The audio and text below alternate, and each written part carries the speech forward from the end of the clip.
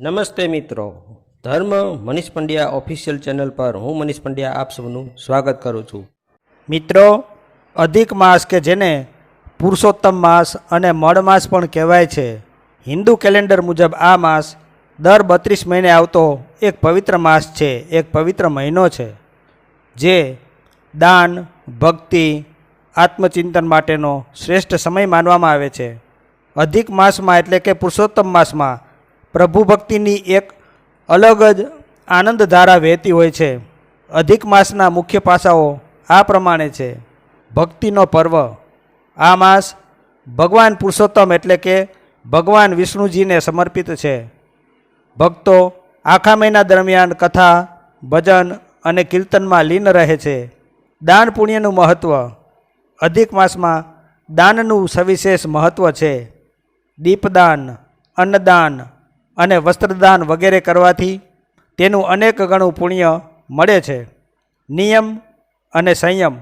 લોકો આ માસમાં સાત્વિક જીવન જીવે છે, એકટાણા ઉપવાસ કરે છે અને ભગવદ્ ગીતા તેમજ વિષ્ણુ સહસ્ત્ર નામના પાઠ કરે છે. મનની શાંતિ. આ સમય આંતરિક શુદ્ધિ, આધ્યાત્મિક જાગૃતિ અને માનસિક શાંતિ મેળવવા માટે ખૂબ જ ફળદાયી માનવામાં આવે છે. ધાર્મિક કાર્યો. મોટાભાગના લોકો આ મહિનામાં પૂજાપાઠ, પૂજાવિધિનું સવિશેષ આયોજન અને પવિત્ર નદીઓમાં સ્નાન કરવાનું પસંદ કરે છે.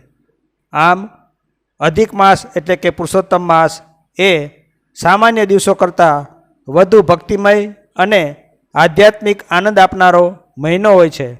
વર્ષ 2026માં અધિક માસ એટલે કે પુરુષોત્તમ માસ તારીખ 17મી મેથી શરૂ થવા જઈ રહ્યો છે.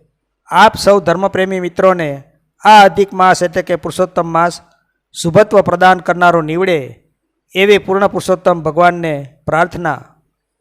તો મિત્રો, જો આપને આવા વિડીયો પસંદ હોય, આપને આવી ધાર્મિક વાર્તાઓ, પ્રસંગો સાંભળવા ગમતા હોય તો આ ચેનલને લાઇક, શેર અને સબસ્ક્રાઈબ કરજો. ધન્યવાદ.